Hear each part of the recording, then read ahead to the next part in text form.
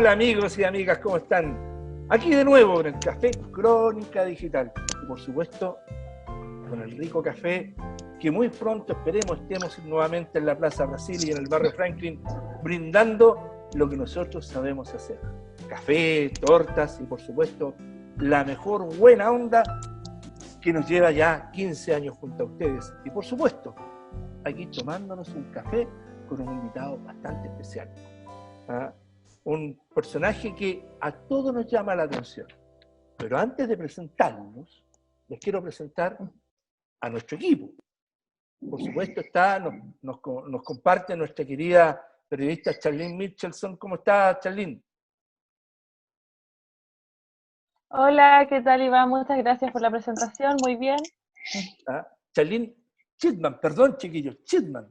Sí, y nos comparte también nuestro escritor y subdirector y poeta Omar Cis. ¿Cómo está, Omar? Muy bien. Buenas tardes, Iván. Bueno, buenas tardes, Fernando. Buenas tardes. Bueno, justamente apareció nuestro invitado, pues chiquillos, aquí está. Les quiero presentar a don Fernando H., abogado constitucionalista, un hombre vinculado toda su vida al mundo del socialismo. Y la pregunta viene, pero al tiro, don Fernando. Oiga, usted se fue del Partido Socialista, creó Fuerza Común, después se retiró el diputado Díaz y otros compañeros más. ¿Qué bolsa de gato está en el Partido Socialista y en qué para están ustedes?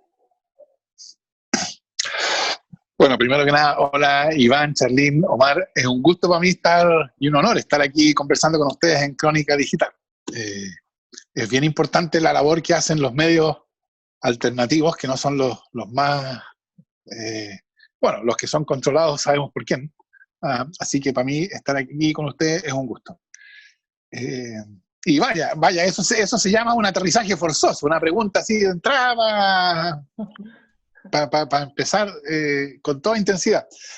Bueno, nosotros, efectivamente, yo junto con otros compañeros estábamos en el Partido Socialista, salimos en octubre del año pasado.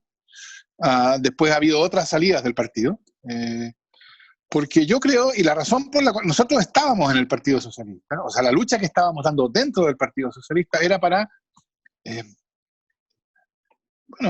que el Partido Socialista, por así decirlo, estuviera a la altura de su tradición histórica. O sea, la tradición del socialismo chileno, que lleva hasta Allende y después a la lucha contra la dictadura donde cayeron tantos compañeros.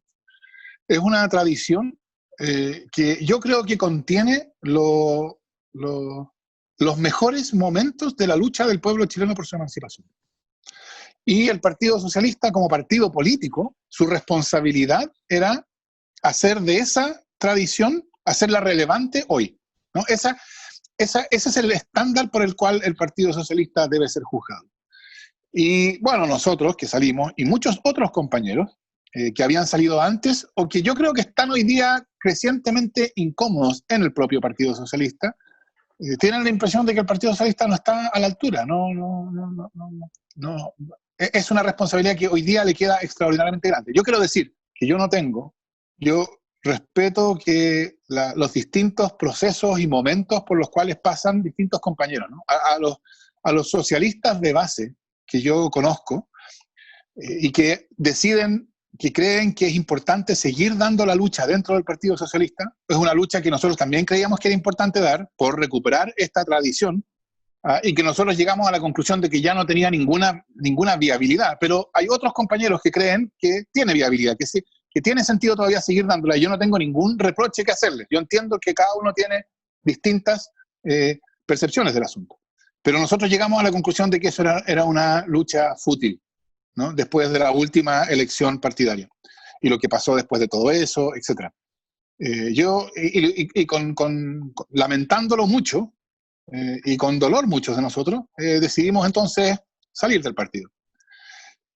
Y cuando salimos, bueno, nosotros salimos a principios de octubre del 2019, ¿no? Algo así como una semana o 10 días después, Chile cambió, Chile despertó. Y eso, por supuesto, nosotros teníamos habíamos hablado mucho de cómo íbamos a salir, de qué iba a pasar después de que saliéramos, de cuáles iban a ser los pasos, estábamos todos más o menos programados, pero uno propone y el pueblo dispone, porque el 18 de octubre todo cambió, ¿no? Y claro, eso lo que empezó para nosotros el 18 de octubre es lo que llevó a la formación de Fuerza Común.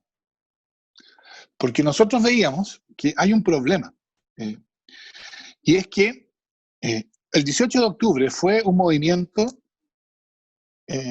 o sea, el 18 de octubre marcó la irrupción del pueblo para decir no a lo que existe, no al neoliberalismo, no más a AFP, no a la Constitución del 80, no a la política binominal, no a todo eso.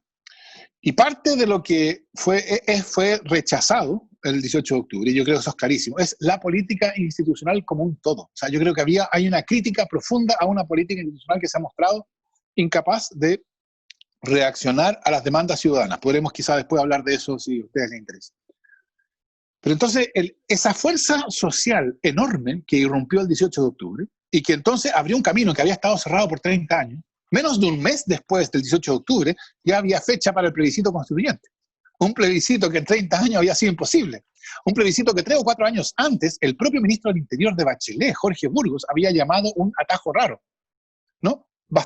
Fue necesario que el pueblo irrumpiera.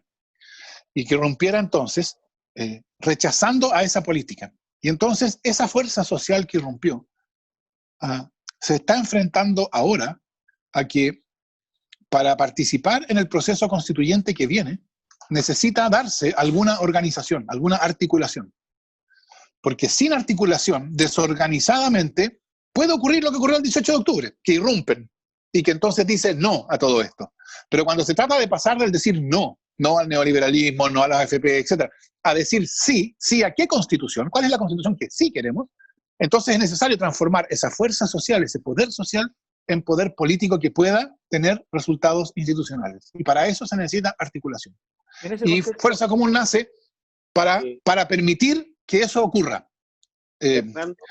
Fernando, sí, perdón. Disculpa, dentro de lo que tú estás planteando, en este contexto del 18 de octubre, en donde Fuerza Común recoge parte de ese espíritu, sin embargo, ideológicamente, ¿qué es lo que es Fuerza Común? Si es que hay algunas definiciones o no las hay todavía, están en discusión, ¿qué es? En parte, lo que define a Fuerza Común es una visión constituyente. Pero una visión constituyente no es simplemente una propuesta de texto, ¿no? Una visión constituyente, en realidad, es una visión sobre la política que va a haber bajo la nueva Constitución. Es una parte de la respuesta a tu pregunta, Omar. Este es algo que está en discusión ahora en Fuerza Común. Estamos teniendo lo que hemos llamado el proceso constituyente de Fuerza Común, en que estamos discutiendo precisamente cosas como esas. Así que lo que yo te voy a dar es mi opinión, por ejemplo, por así decirlo, ¿no? ¿Cuál es la opinión que yo llevo a esa discusión que está ocurriendo?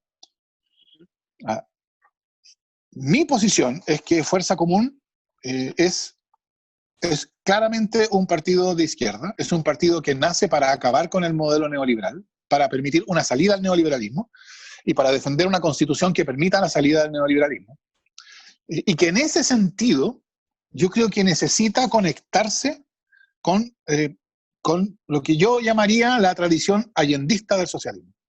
Es decir, esa idea respecto de la cual Allende fue un visionario a nivel mundial, de que es posible, de que la manera de hacer lo que entonces se llamaba la revolución, y con el lenguaje hoy día más, por así decirlo, más morigerado, se llaman transformaciones profundas, pero aquí es más o menos lo mismo, que la manera de hacer transformaciones profundas era a través de formas de la política institucional, y que por eso es tan grave que el deterioro que ha sufrido la política institucional, porque esta política institucional que nosotros conocemos es una que no puede hacer ninguna transformación. Y lo que necesitamos es una política que sí pueda hacer transformaciones. Y en ese sentido, en la idea de que las transformaciones a través de las instituciones democráticas son posibles, yo diría Fuerza Común necesita conectarse con la tradición y rescatar la relevancia actual de lo que yo llamaría el allendismo. Entonces yo diría Fuerza Común es un partido que yo creo que está claramente a la izquierda, que tiene una visión constituyente propiamente de izquierda, profundización democrática, ampliación de derechos sociales, un nuevo modelo de desarrollo económico, y que para eso necesita conectarse con el allendismo. O sea, ya que el Partido Socialista no está interesado en mantener la vigencia histórica de esa idea allendista, bueno, yo diría, esa es una idea demasiado importante para que quede huérfana. Alguien tiene que hablar por ellas. Y ya que no hay, si no hay otro, tendrá que ser fuerza común. ¿Alguien? Sí, en ese sentido me surgen dos dudas. Bueno, en primer lugar, Fernando habla de una articulación para saber qué es lo que se quiere, a qué es lo que se le va a decir sí, y también en ese mismo sentido, fuerza común, yo quiero saber si nace como una fuerza antineoliberal y si se puede calificar en su visión de esa forma. Y tal como le decía, usted había mencionado armar una articulación en ese sentido, y me surge la duda de que si se trata de una articulación y en este minuto se requiere unión, se requiere buscar un sentido común para lo que se viene, que es un plebiscito, distintos tipos de elecciones también, de gobernadores, municipales, también de alguna manera cercana a las presidenciales. Entonces, ¿podría de alguna forma u otra jugar en contra de esa articulación fuerza común? A ver, Charlie, yo creo que déjame explicar dame un minuto para explicar por qué entiendo yo lo de articulación y por qué es tan importante. Algo ya dije al principio, ¿no? Yo creo que la fuerza que rompió, o sea, esa fuerza enorme que irrumpió el 18 de octubre, que la prensa calificó de estallido, ¿no? Era una fuerza que yo creo que se jactaba de no estar políticamente organizada. Es decir, como resultado de un proceso de deslegitimación institucional que yo creo que tiene por lo menos 15 años, probablemente más, pero por lo menos 15. Esta era una fuerza que había aprendido que en la organización política estaba la trampa, ¿no? Y entonces que cuando se decía esto de que es un movimiento que no tiene líderes, que no tiene dirigentes, que no hay cómo conversar con él, yo creo que quienes participaban lo tomaban eso como una garantía. No hay con quién hablar, no hay con quién negociar, no hay a quién cooptar. Es un movimiento contra el cual no se puede luchar porque precisamente no ofrece una cara. Porque si ofreciera una cara, esa cara sería neutralizada. Yo creo que esa era la lógica con la cual se tomaba la desorganización, la desarticulación política de este movimiento como una fortaleza. El problema es que y la fortaleza fue tan grande que logró abrir un camino que había estado cerrado por décadas. El problema es que para recorrer ese camino sí se necesita articulación. Y se necesita, no en un sentido teórico ni sofisticado, sino en el sentido más bien trivial de que va a ser necesario tener candidaturas, levantar campaña, hacer campaña, elegir convencionales, organizar una bancada para defender una visión constituyente en la convención. Para todo eso se necesita articulación política. Sí, y los partidos que proveen articulación política hoy día no son confiables, no son vehículos aceptados de participación política para buena parte de esa fuerza que irrumpió. Entonces, si no se crean nuevos vehículos, esa fuerza se va a quedar afuera. A eso me refiero yo con articulación. Ahora, por cierto, lo que tú dices es perfectamente acertado. No puede negarse la importancia de producir espacios de convergencia que aseguren que cuando llegue el momento, que yo creo que es, no el plebiscito, porque yo creo que el plebiscito por su propia lógica binaria ordena, ¿no? O sea, es apruebo o rechazo. Pero sí la convención constitucional, la elección, si a la elección de la convención constitucional, quienes están por la nueva constitución, dicho en la manera más genérica posible, llegan divididos en 15 listas, las consecuencias electorales pueden ser catastróficas, ¿no? Y entonces yo creo que, por supuesto, todos tenemos una responsabilidad histórica de evitar que eso pase. Pero, por otro lado, también sabemos que en el esfuerzo por construir alianzas de partidos termina incapacitando a la acción política. Esa fue una enseñanza que nos dejó el gobierno de Bachelet II clarísimamente. Entonces, hay aquí una situación que va a haber que ir desarrollando en el camino. Algo nosotros ya hemos hecho como Fuerza Común. Fuerza Común fue una de las fuerzas que contribuyó de modo bastante decisivo, no fue la única, a la creación del pliego popular. El pliego popular por la vida contra el hambre y la cesantía, que era un conjunto de medidas urgentes a ser tomadas para enfrentar las consecuencias económicas de la crisis sanitaria. Y ese pliego popular, en ese pliego nosotros hicimos precisamente, tratamos de mostrar que cuando nosotros hablamos de articulación de fuerzas transformadoras, lo decimos de verdad, no es un discurso. Y entonces en el pliego juntamos o contribuimos a que se articularan,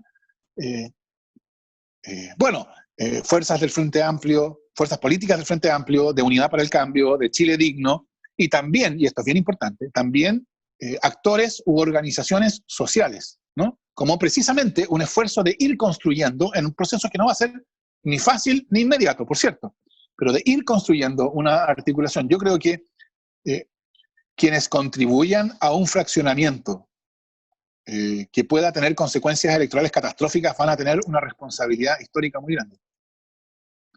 Yo les quiero agradecer. Sí, Omar. No, porque quería una pregunta cortita, pero para poder cerrar este bloque. Fernando, en esto que ustedes están construyendo, Fuerza Común, y como ustedes lo ven en las relaciones políticas sociales, ¿qué importancia le ves tú a los medios de comunicación y al factor cultural en esta construcción?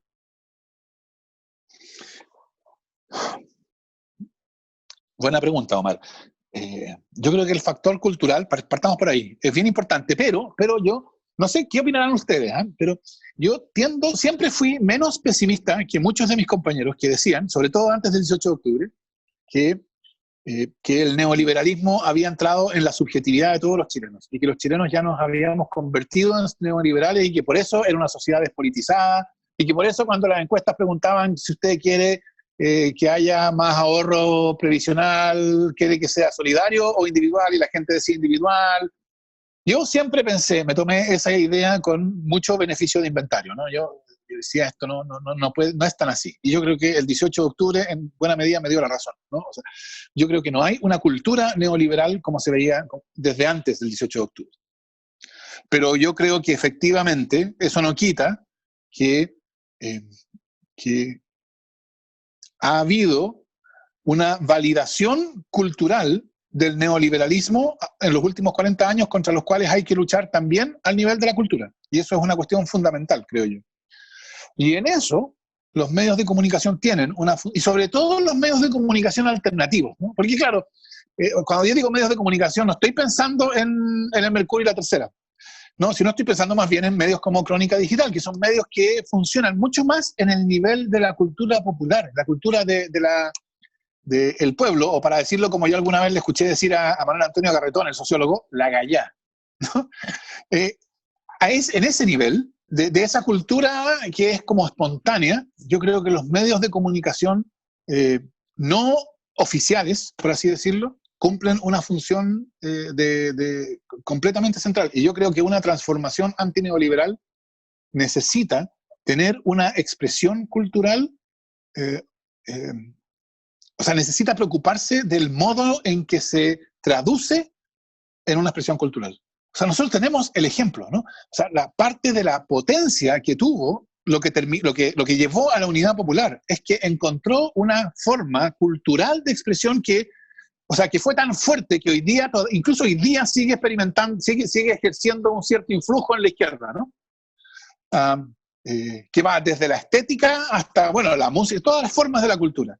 De hecho, yo diría que fue un influjo, fue una unión tan potente que hoy día nos juega un poco en contra, en el sentido de que nos dificulta pensar una unión distinta, una unión de ahora.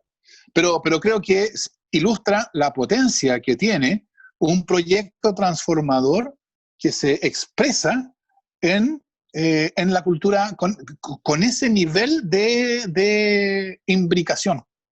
Así que yo no sé si va a ser posible llegar a alcanzar eso.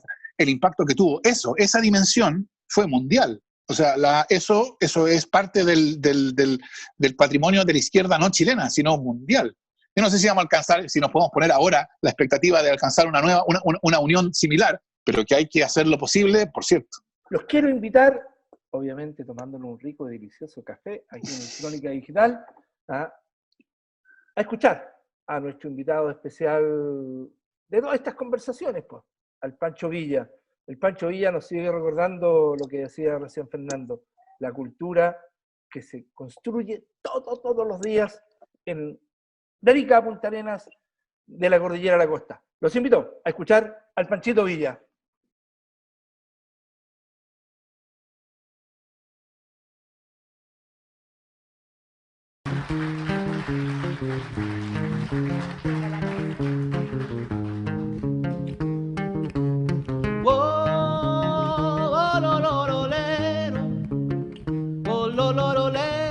Si esto es progreso, yo no lo quiero.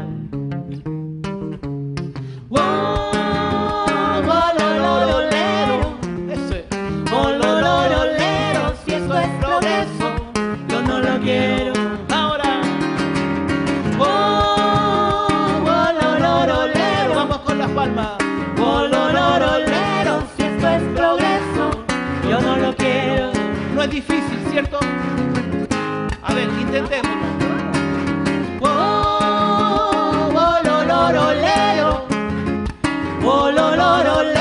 Si esto es progreso, yo no lo quiero. Muy bien. Una.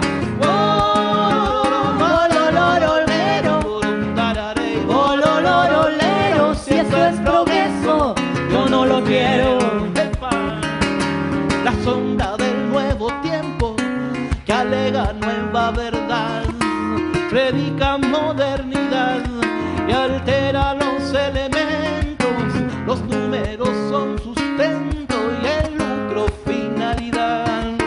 No importa mucho en verdad el pobre con su pobreza. El peso aquí es lo que pesa, señalan con frialdad. Ahora vamos.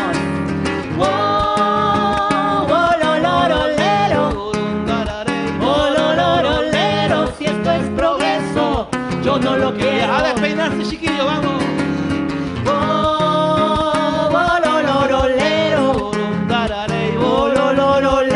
Si esto es progreso, yo no lo quiero. En estos días deformes no hay quien detenga la mano del hombre que avanza ufano, sembrando su furia enorme.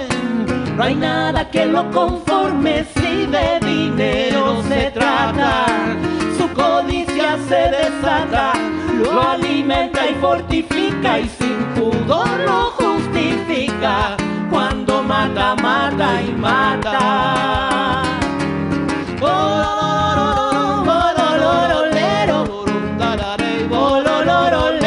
Si esto es progreso, yo no lo quiero.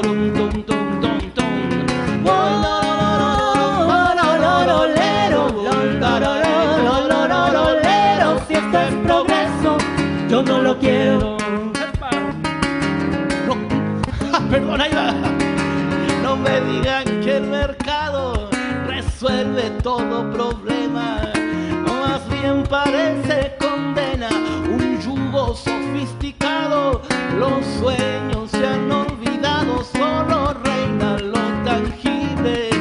Todo parece vendible, la tierra, el alma y los ríos. Yo defiendo el sueño mío, vivir un mundo vivible. Ahora,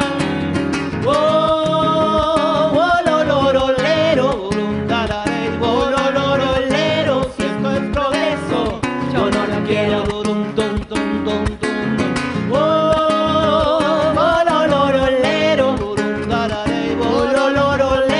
Si esto es progreso, yo no lo quiero. Escucha, Luxis, no quiero depredadores, idólatras del dinero. Los bosques fueron primero que el rico con sus trillones. Son poderosos señores, siempre tienen mayoría. Pero llegará ese día en que el voto ya no se compre y el hombre nuevo desborde blandiendo sus utopías. Y no vamos.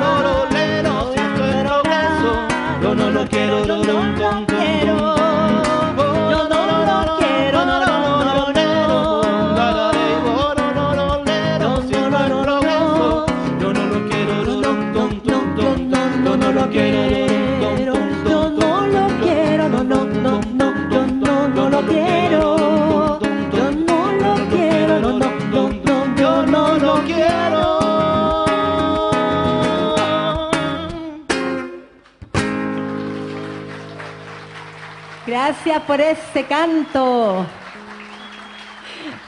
Súper.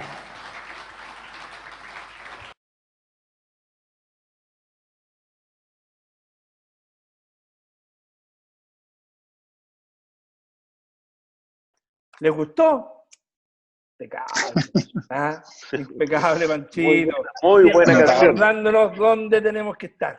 ¿Ah? Exacto. Justamente a dónde tenemos que estar, Fernando, tú has sido uno de los que ha levantado el tema el tema de la nueva Constitución. Lo que sucedió hace 2 días atrás fue un esponolazo, un golpe profundo a esta Constitución hecha por Pinochet. Yo diría fue un espolonazo al modelo. Yo no diría fue un espolonazo a la Constitución, porque yo creo que la Constitución ya no está ahí para darle espolonazo. Yo creo que la Constitución ya está muerta. O sea, yo creo que ya se acabó la Constitución. La mejor demostración de que la Constitución ya se acabó es todas estas quejas por los proyectos de ley inconstitucionales, ¿no? Que uno escucha, es bien increíble, porque uno escucha al presidente de la República decir que va a llamar a unos expertos para que hagan un informe, etcétera, porque el Congreso está yendo contra la Constitución, y escucha a los diputados, o escuchaba a los diputados y senadores de derecha decir que la oposición estaba presentando proyectos inconstitucionales, y ellos no hacían nada. Ellos podrían, el presidente de la República o esos parlamentarios podrían llevar esas cuestiones al Tribunal Constitucional, y ellos saben, dada la composición que el Tribunal tiene hoy día, que ganarían en el Tribunal Constitucional. Entonces, ¿por qué en vez de intentar pararlo, como a través de esos mecanismos, solo reclaman? ¿Por qué? Porque ellos ya saben que defender la Constitución ahora tiene un costo político extraordinariamente alto y no están dispuestos a pagar. Y que nadie esté dispuesto a defender la Constitución porque tiene un costo político muy alto, y que ni siquiera la derecha esté dispuesta a defender la Constitución, lo que muestra es que la Constitución ya está fenecida. Así que necesitamos una nueva. Así que afortunadamente hay un proceso constituyente a través del cual podemos llegar a una nueva. Oye, Ahora, sí, anoche me di cuenta en las redes sociales que se empezó a aplicar esta frase, que quiero mi 10%. Claro. ¿Qué significa eso para ti? Porque yo creo que lo del martes fue un espolonazo, o sea, en eso yo estoy de acuerdo contigo, pero yo creo que fue un espolonazo al corazón del modelo. Yo creo que nunca el modelo había recibido un golpe tan fuerte como el del martes.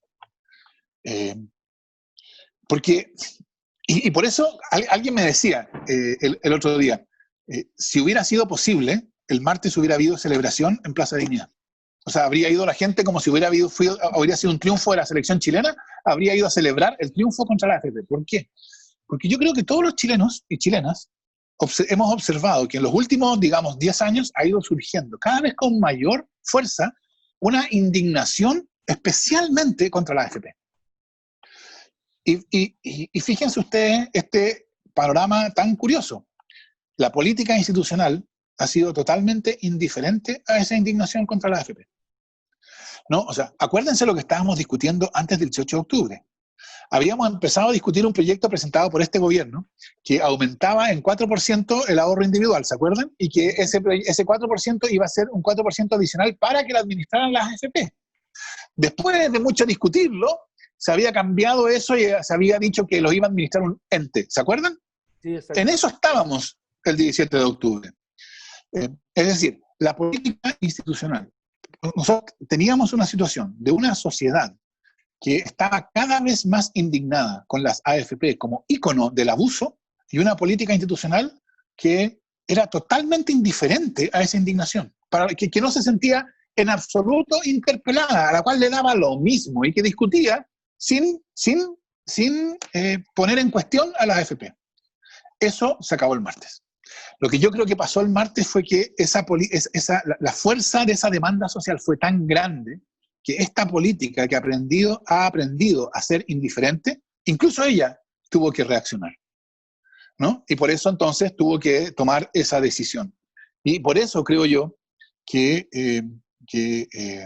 esa decisión del martes es un punto de quiebre, o como se dice hoy día, marca un antes y un después, ¿no? Porque precisamente es el momento en que la política binomial, que esta idea de que que es una idea bien curiosa, esta idea de que la democracia consiste en escuchar a los economistas con doctorado en Chicago.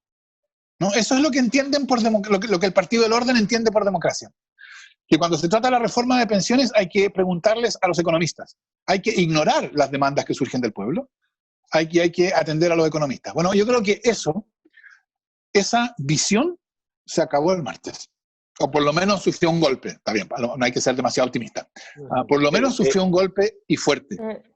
Y yo creo que va a ser un golpe que va a tener consecuencias. Bueno, por cierto, va a tener la consecuencia política de que el gobierno se va a acabar. O sea, en términos de un gobierno con agenda política, se acabó el gobierno de Piñera. Vamos a ver si el Senado se va a atrever. Es decir, si los parlamentarios de derecha van a estar dispuestos a arriesgar sus reelecciones con tal de oponerse a este proyecto. Y entonces yo creo que esto va a tener consecuencias y rebotes, porque yo creo que es el momento, debe ser celebrado lo del martes como el momento en que el pueblo obligó a la política institucional a prestarle atención, después de que la política institucional había hecho el esfuerzo por lo menos una década de ignorar. ¿Salín, Omar? Sí, Fernando, en ese mismo sentido de este golpe político desde la ciudadanía que surge el martes, la Comisión Constitucional ya declaró admisible el retiro del 10%. Pero yo quiero saber cuáles son los pasos que se deben seguir para que sea efectivo ese retiro, para que efectivamente ocurra. Bueno, para explicar eso es útil una frase de Churchill, que él decía que hay que decir, lo del martes no es el final, tampoco es el principio del final, es el final del principio. Ahí termina de empezar la cuestión. Después del final del principio, después de que termina el principio, pasamos, primero esto tiene que ir de vuelta, porque lo que se votó el martes fue el proyecto en general. Todo proyecto de ley o de reforma constitucional primero se vota en general, en que lo que está en cuestión es la idea de legislar sobre esa materia. Eso se aprobó el martes. Esto después pasa vuelve a la Comisión de Constitución de la Cámara, donde se votan las indicaciones y los artículos, uno por uno, y se pueden aprobar o rechazar cada uno de los artículos. Eso se llama la votación en particular. Y esa votación ocurre primero en la comisión, y la comisión entonces, con los resultados, arma un proyecto nuevo, que puede ser distinto del anterior, y lo presenta a la sala. Y la sala vota. Lo probable es que la sala vote esto, o sea, si lo hacen apuradamente, y yo creo que están apurados, debería ser la próxima semana. Si la sala aprueba este proyecto, entonces se entiende que la Cámara lo aprueba, lo despacha, y pasa al Senado. Y en el Senado se repite todo igual. Primero votación en general, después votación en particular. Si el Senado aprueba un proyecto distinto del aprobado por la Cámara, se forma una comisión mixta. Si el Senado aprueba un proyecto igual al de la Cámara, entonces se entiende que el Congreso lo despacha. Que el Congreso lo despacha quiere decir que se lo envía al presidente de la República para que el presidente de la República, y aquí hay algo bien interesante, se lo envía al presidente de la República para que el presidente de la República lo promulgue, y en ese caso ya se convierte en ley de la República y obliga, y entonces se puede retiro, etc. O lo vete. Si el presidente de la República lo veta y el Congreso insiste, entonces hay plebiscito. Esa es la belleza del asunto. Este es el único caso, además del plebiscito constituyente, por supuesto, que se acaba de agregar al texto constitucional, ¿no?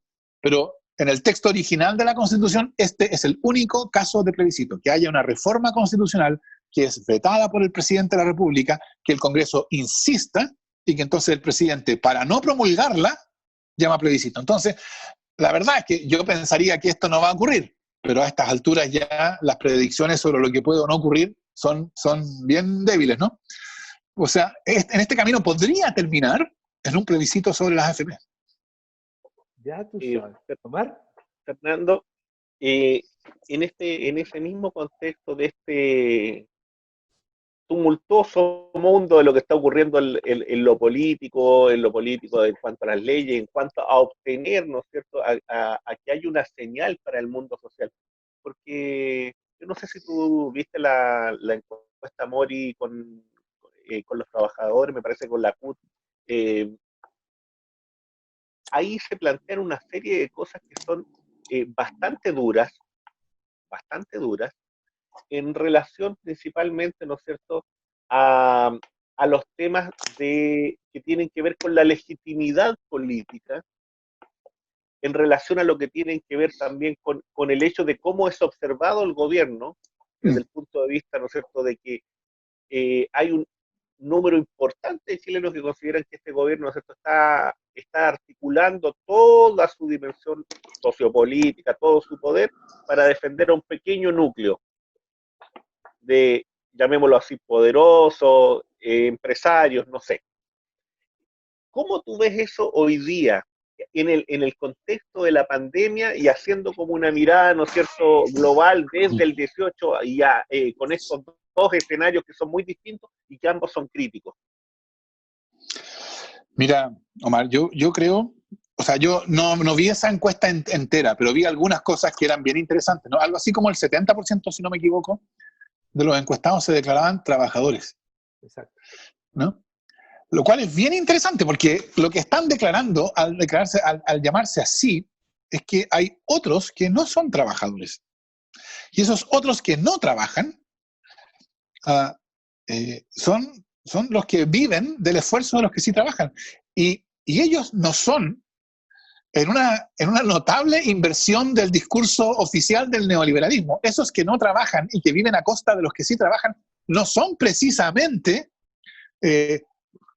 digamos, el lumpenproletariat. No son esos, no, son los directores de la AFP. Esos son los que no trabajan y que viven a costillas de los que sí trabajan. No, o sea, yo creo que es bien interesante, hay mucho partido que sacarle a esa encuesta. Respecto de lo que tú preguntabas, Omar, a mí, o sea, yo creo que en la pandemia, las patologías institucionales de la política binominal que explican el estallido del 18 de octubre se han hecho todas más evidentes. O sea, la pandemia ha tenido un efecto de develación de las cosas. O sea, ya no se pueden negar, se han hecho explícitas. O sea, ¿qué otra cosa significa cuando la Dirección del Trabajo saca un dictamen anunciándole a todas las empresas de Chile que dada la pandemia no tienen para qué cumplir sus contratos de trabajo, que pueden dejar de pagar sus remuneraciones, ¿se acuerdan? Sí. O sea, eso fue un dictamen de clase, ¿no? O sea, de ese modo la Dirección del Trabajo estaba anunciándonos a todos los chilenos que ella entiende que su función no es defender los intereses de los trabajadores, sino los intereses del capital, ¿no? Y este gobierno, creo yo, ha mostrado lo mismo.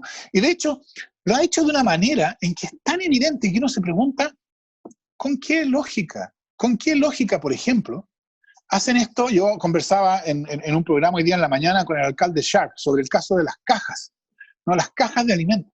Las cajas han sido una política nefasta, desastrosa. Primero, obligan a todos los municipios a distraer enormes recursos materiales y humanos para poder distribuir esas cajas. Segundo, la distribución de esas cajas significa que toda la economía que descansa en pequeños almacenes de barrio fue liquidada en el momento de la pandemia. ¿Y todo para qué? Para que la caja pudiera ir con una carta del presidente Piñera diciendo esta caja te la regala Piñera. Era evidente que habían otras maneras que podrían haber tenido muchos mejores efectos. Otro ejemplo. Acaba el gobierno de vetar la ley que prohíbe el corte de suministros básicos durante la emergencia. Estamos hablando, para que tengamos claro, no estamos hablando de una ley que condona las deudas. No es que la gente deje de tener el deber de pagar esas cuentas, sigue debiéndolas. Es que las empresas que proveen esos servicios dejan de tener un mecanismo para asegurar el pago, que es el corte, la amenaza de corte.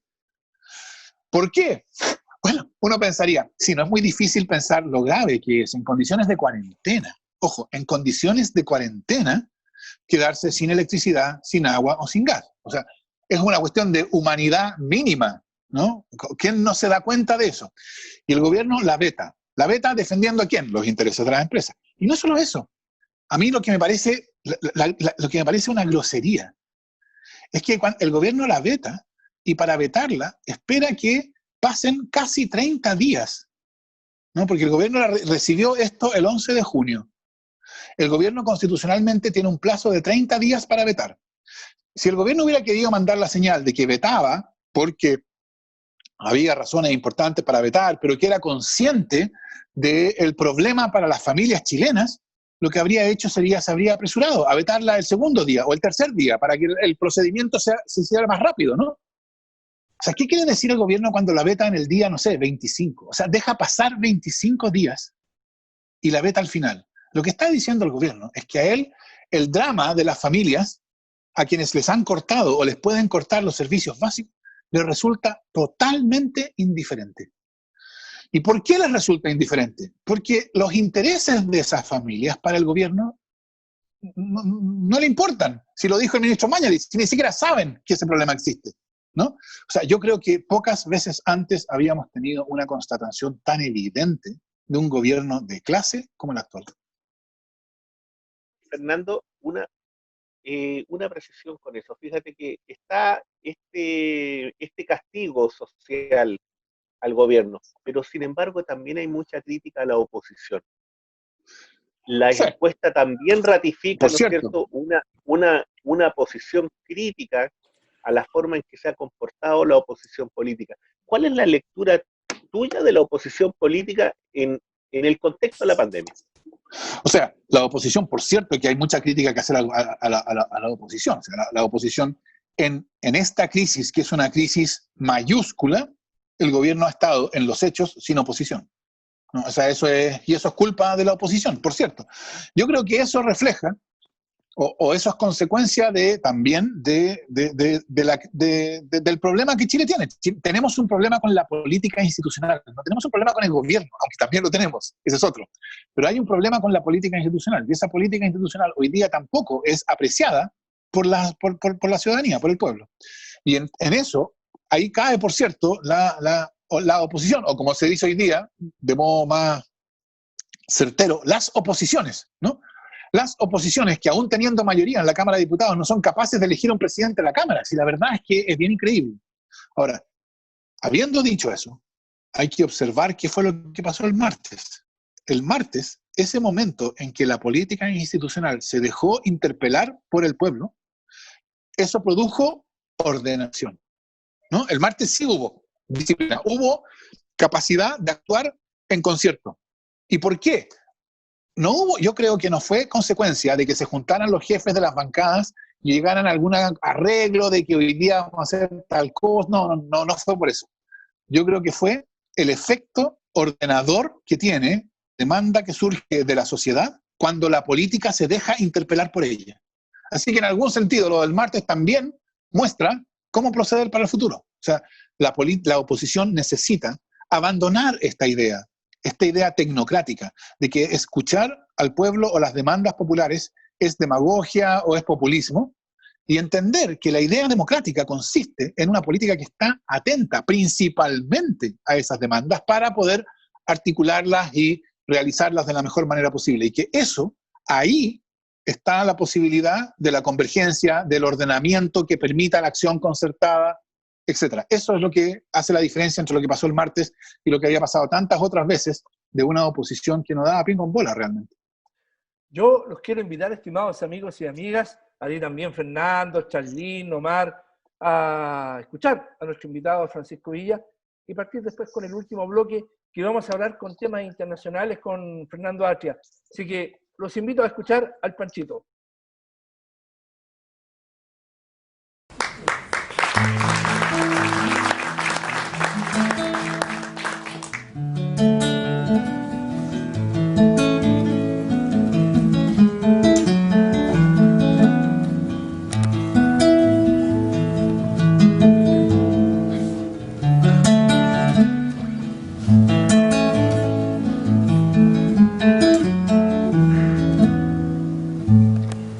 Yo soy de la generación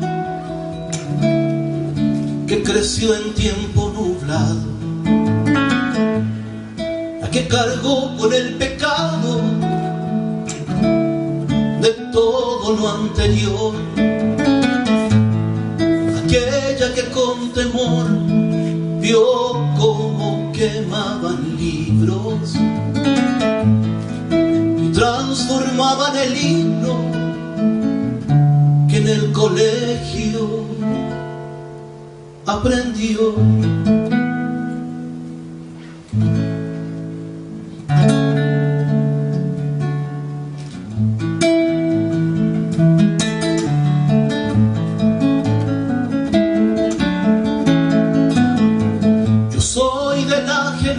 generación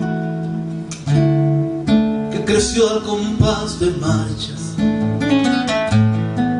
la que vivió la avalancha de la mordaza y rigor, esa que un poco mayor pateó piedras en las calles y que a pesar de pesares supo de lucha y amor. Yo soy de esa generación, la que hoy busca un nuevo camino para recuperar el tiempo, para sentir el sonido del agua limpia corriendo.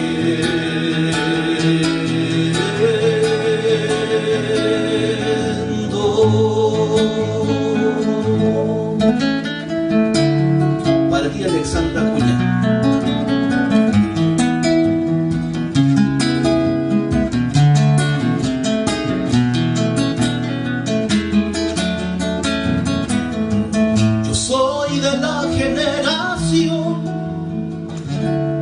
Que ve posible la vida, la que recuerda encendida aquel que un día cayó, la que persigue el calor que abraza y que da cobijo, la que renueva en sus hijos sus votos por algo mejor.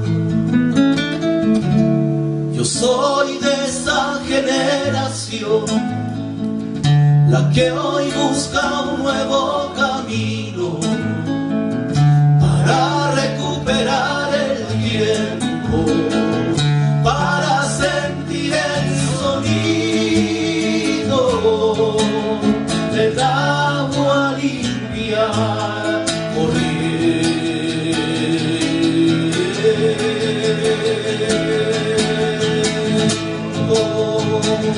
Yo soy de esa generación, la que hoy busca un nuevo camino para recuperar el tiempo, para sentir el sonido del agua limpia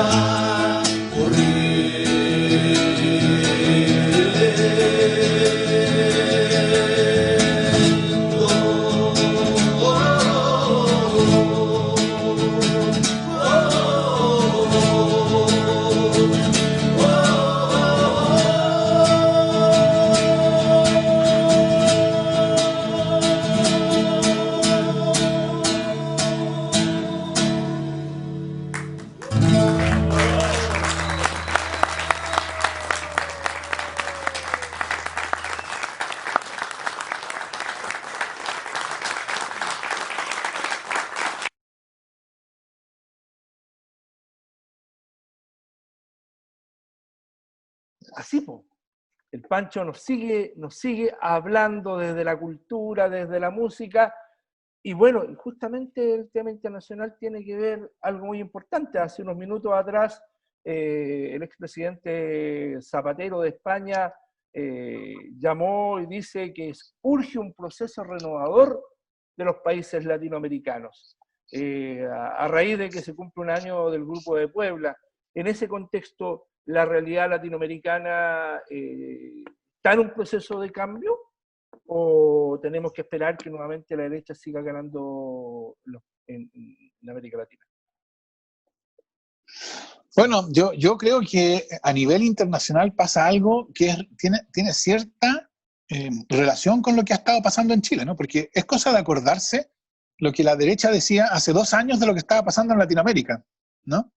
Y es que había pasado la ola progresista de los gobiernos de izquierda y que ahora venía una ola de derecha, ¿no? Entonces, bueno, o sea, me estoy refiriendo a cuando estaba Macri en Argentina, en fin, ya como que había, bueno, pasó lo que pasó en Brasil, el golpe de Estado institucional que hubo en Brasil, en realidad.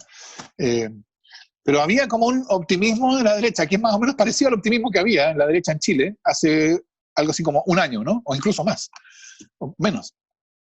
Hoy día, claro, la cosa es bien distinta, pero yo creo que sobre todo hay incerteza, ¿no? Mi impresión es que lo anterior no es una manera de decir, bueno, la derecha pensaba quién va ganando y ahora va ganando la izquierda, no, yo creo que hay hoy día una situación en Latinoamérica que es preocupante, o sea, por cierto, el caso brasileño, eso desde luego, es preocupante tanto en términos sanitarios, pero también en términos de qué es lo que va a significar políticamente para después. Bueno, el golpe en Bolivia también, por supuesto, es una cuestión preocupante. Así que yo creo que el gobierno de AMLO en México no ha tenido el desarrollo que uno habría esperado inicialmente. Entonces yo creo que estamos en una situación preocupante y que en la cual todavía está por verse cuáles van a ser las consecuencias políticas de la emergencia sanitaria. Yo creo que la pandemia va a tener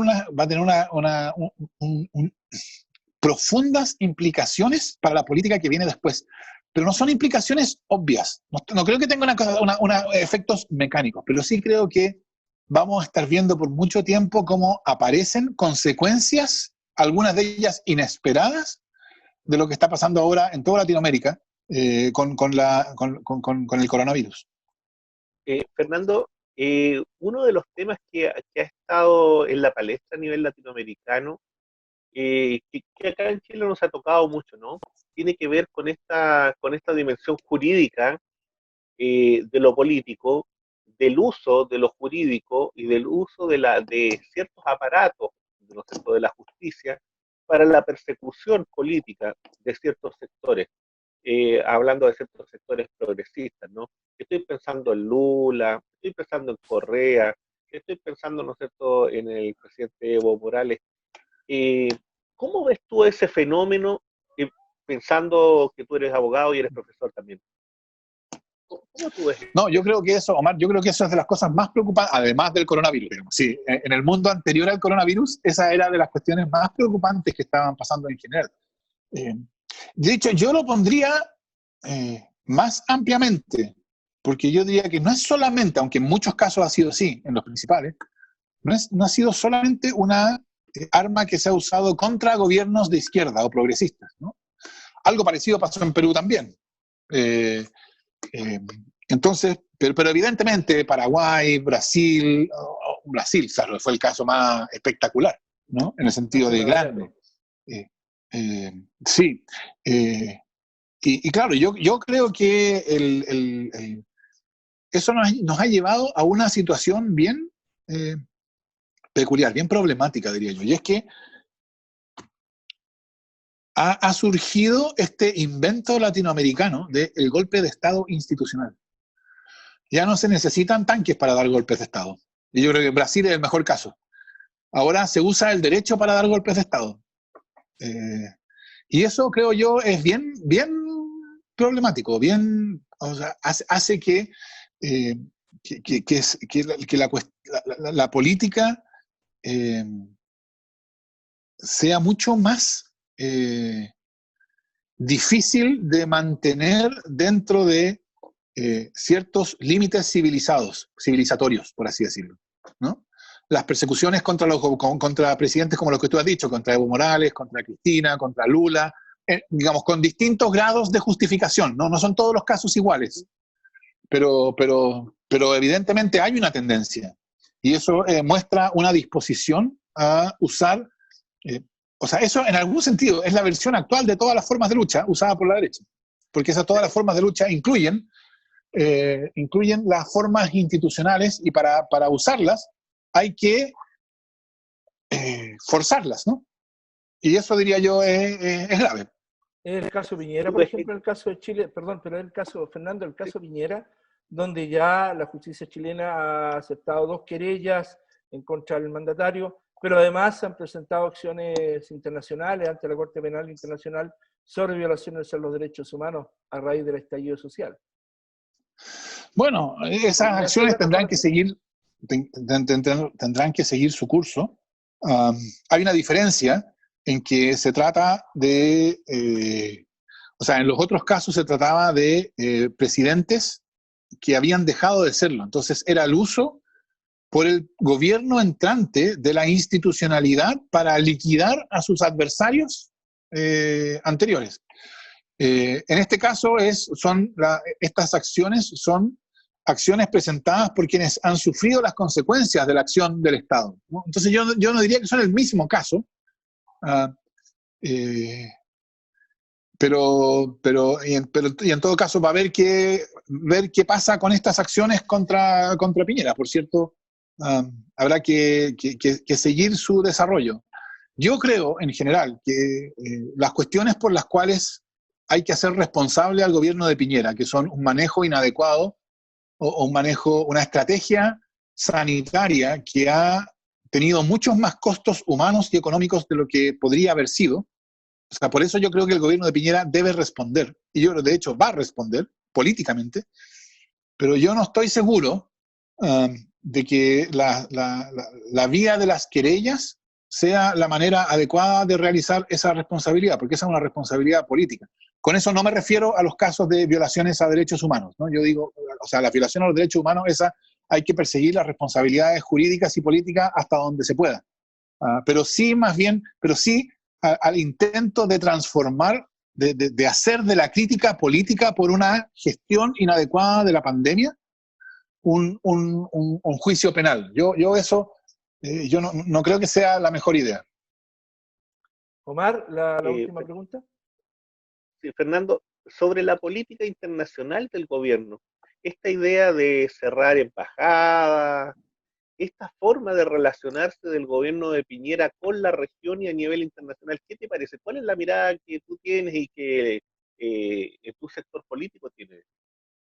Yo creo que no tiene ninguna, o sea, a mí me sorprende la falta de una política internacional, la falta de una visión de la manera en que Chile se inserta en Latinoamérica. Yo creo que lo de cerrar embajadas fue alguna idea que se le ocurrió a un funcionario para decir algo que sonaba como austero en el contexto actual, ¿no? Porque en toda la discusión que siguió a esos anuncios, no vimos que dijeran, no, esta es una decisión que fue tomada después de considerar seriamente la utilidad o desutilidad de tener una embajada en Siria, de tener una embajada aquí, ¿no? Eso en ningún momento apareció, lo cual muestra que fue una cuestión bastante improvisada. Y yo creo que esa ha sido bastante la marca de la política internacional de este gobierno. Recordemos los casos anteriores, ¿no? Cuando se habló, cuando el tema era el acuerdo de Escazú, o cuando el tema era el acuerdo de Marrakech sobre la inmigración, siempre fue una reacción de última hora. En el caso del acuerdo de Marrakech sobre inmigración, fue una instrucción que se le dio al grupo negociador que estaba allá en Marruecos en el momento. No fue, de nuevo, el resultado de una política reflexiva y fijada de antemano. ¿Y todo por qué? Porque de ese modo se podía lograr algún dividendo político interno, doméstico. Por cierto que la política doméstica tiene algo que ver en cómo se llevan las relaciones internacionales, pero uno esperaría de un gobierno que tuviera una visión y que su política exterior respondiera a esa visión, incluso si no es la visión que a uno le parece, porque está bien, uno está en la oposición. Pero yo creo que uno sí puede reprochar a un gobierno cuando muestra actuar sin una visión y más bien actuar de modo improvisado. Y yo creo que eso es lo que refleja en general lo que hemos visto de la política exterior del gobierno de Piñera. Yo les quiero agradecer a cada uno de ustedes, estimada Charlín, Omar, a ti también, Fernando, la posibilidad de compartir unos minutos de tu tiempo con el equipo Crónica Digital y con ustedes también, chiquillas, chiquillos, y por supuesto acompañado con este rico café, Crónica Digital, y agradecer, pues, Fernando, esperemos que nos puedas aceptar otras invitaciones para seguir analizando los distintos momentos políticos que vive nuestro país. No, muchas gracias a ustedes, Iván, Omar, Charlín. El gusto y el honor es mío, así que, por cierto, cuando ustedes quieran, cuando ustedes consideren interesante conversar conmigo, yo estaría ahí al pie del cañón, listo para venir y juntarme con ustedes. Bueno, le agradezco montones a ustedes. Chao, Charlín, nos vemos. Chao, Omar. Y a ti también, Fernando, y a toda tu familia. Que se cuiden todos. Nos vemos próximamente. Muchas gracias. Aquí en el Crónica Digital. Chao, chao.